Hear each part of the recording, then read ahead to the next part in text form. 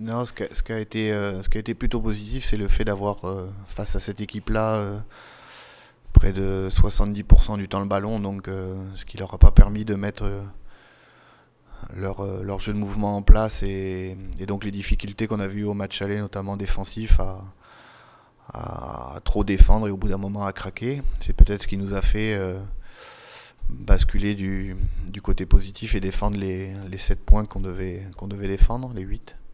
Maintenant, il est vrai qu'après les 55 très bonnes premières minutes,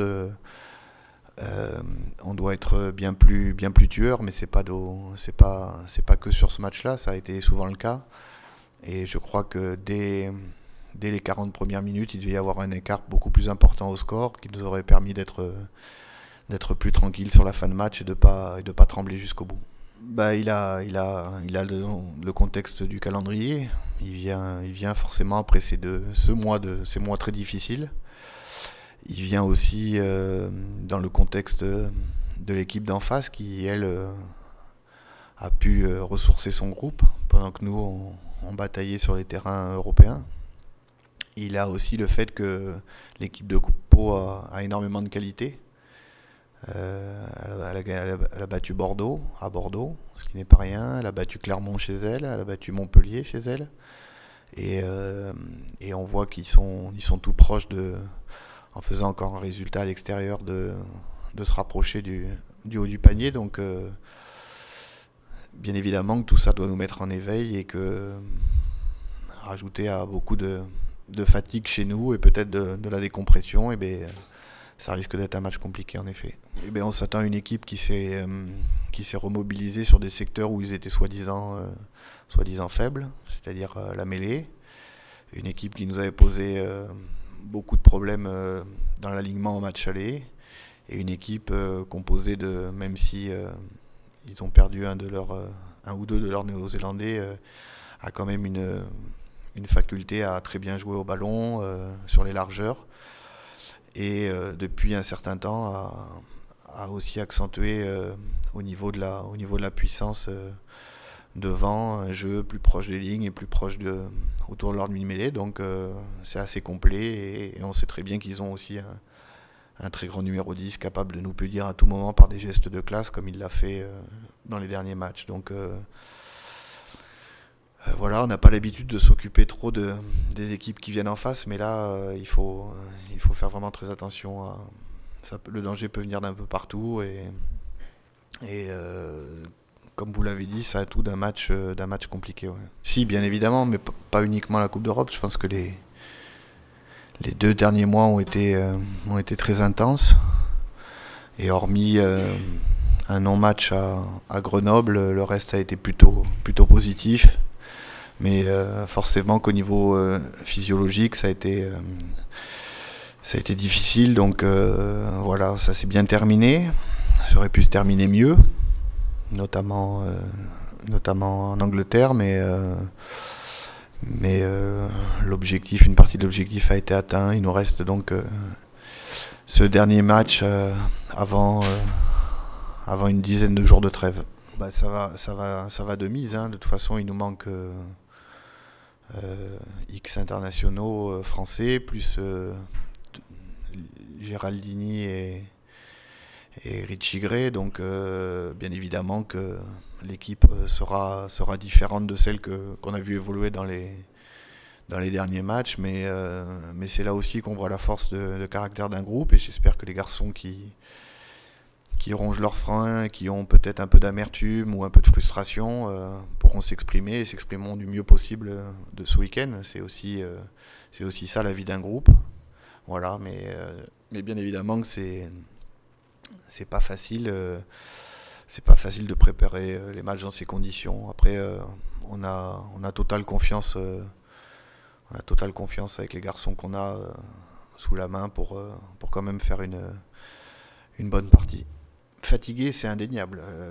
Il est évident que batailler 80 minutes pour aller gagner au Stade Français ou perdre à la 80e au Wasp ou ici lutter pour pas prendre cette dernière pénalité qui nous aurait sorti de la Coupe d'Europe ou etc etc.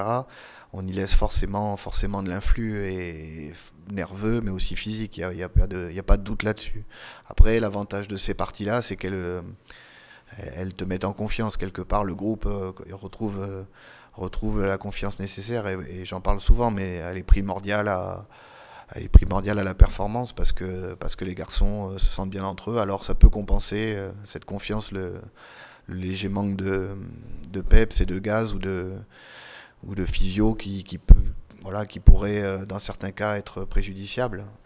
Tout du moins je l'espère. Après on a un groupe assez conséquent pour aussi jongler avec les formes et les méformes de chacun. On a une batterie de préparateurs physiques qui sont là quand même pour les suivre au quotidien et on a des infos assez claires sur la fatigue ou non des joueurs. Et c'est pas parce qu'un joueur a joué 2 ou 3 fois 80 minutes d'affilée qu'il est forcément fatigué ou plus fatigué qu'un autre.